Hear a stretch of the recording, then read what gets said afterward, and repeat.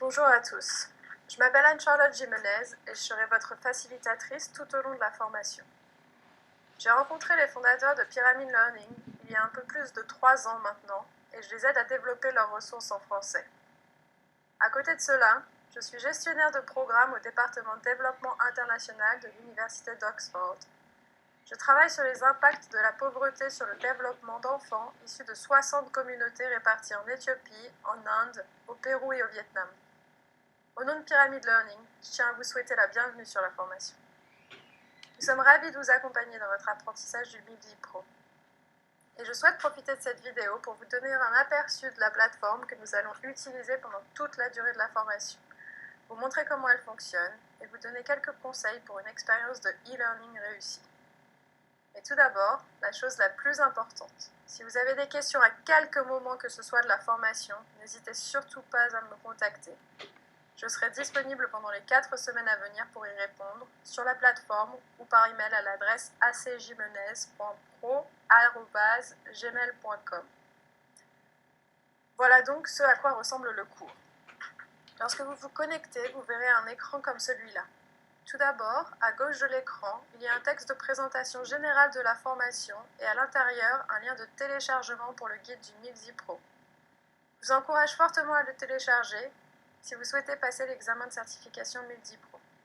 L'ensemble des questions du test sont issues du guide, donc je vous conseillerais de le lire dans son intégralité avant de passer l'examen.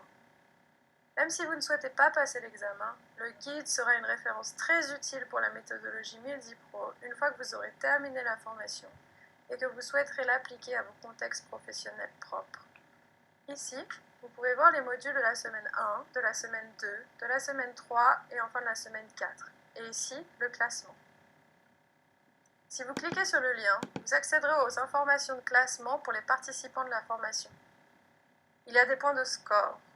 Je peux voir ici, par exemple, que j'ai personnellement accumulé 8 points pour le moment et que Mike Culligan et John Cropper, qui viennent de rejoindre la formation, n'en ont pas encore.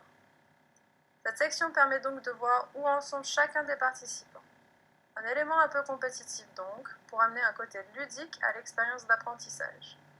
Le secret de la réussite est simple. Plus vous vous impliquez dans la formation, plus vous montez dans le classement. Mais comment faire pour gagner des points exactement?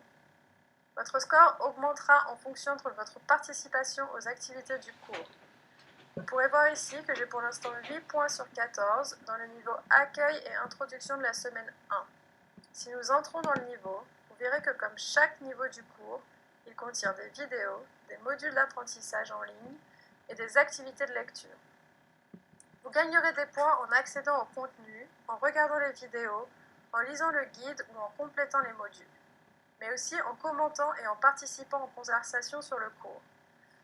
Ici, par exemple, voici un des modules de e-learning de la formation, composante du CERA et modèle de phase du MIDI Pro. Je l'ai déjà parcouru et lu en entier, ce qui m'a fait gagner 2 points, comme vous pouvez le voir ici. Et si je réponds à la question en haut à droite, en écrivant « test » ici par exemple, mon score augmente de 2 points supplémentaires. Il est passé de 2 à 4, comme vous pouvez le voir ici. Vous pouvez aussi gagner les mêmes 2 points supplémentaires en répondant aux commentaires de quelqu'un d'autre. Pour ce faire, il faudra que vous cliquiez sur « Répondre » en bas à gauche du commentaire auquel vous souhaitez réagir. Vous pourrez alors rédiger votre réponse. L'idée derrière ce système est de vous amener à ne pas simplement aller d'une activité à l'autre de manière automatique, mais aussi à prendre du recul sur ce que vous avez appris et à partager vos nouvelles connaissances avec les autres participants à la formation. En fin de compte, la formation est une expérience sociale, pas un exercice solitaire, et vous verrez que vous apprendrez autant les uns des autres que du matériel de la formation. Vous pourrez même en profiter pour étendre un peu votre réseau professionnel. Donc, au fur et à mesure que vous avancez dans les activités, vous cumulez des points, et lorsque vous avez assez de points, vous pouvez passer au niveau supérieur. Vous aurez besoin de 75% des points d'un niveau pour passer au niveau d'après. En résumé, comme dans toutes les expériences d'apprentissage, plus vous investirez de temps dans la formation, plus vous y gagnerez. Je vous conseille de réserver entre 5 et 6 heures par semaine à la formation. Certaines personnes aiment réserver une longue plage de travail par semaine, généralement le week-end pour la formation. D'autres préfèrent y passer un peu de temps chaque jour. Personnellement, je trouve que j'apprends mieux avec la deuxième méthode. Mais ce qui compte vraiment, c'est que vous choisissiez le rythme qui vous conviendra le mieux, qui sera le mieux adapté à vos emplois du temps personnels et que vous vous y teniez. Le cours est aussi disponible sur smartphone. Donc si vous préférez le suivre sur votre téléphone, ce n'est pas un souci. Encore une fois, surtout n'hésitez pas à demander si vous avez besoin de support, de conseils ou si vous ne comprenez pas une partie du cours. Et, pour conclure, je suis ravie de commencer cette formation avec vous. J'ai hâte que nous commencions à échanger et j'espère que vous apprécierez la formation. À très bientôt sur la plateforme.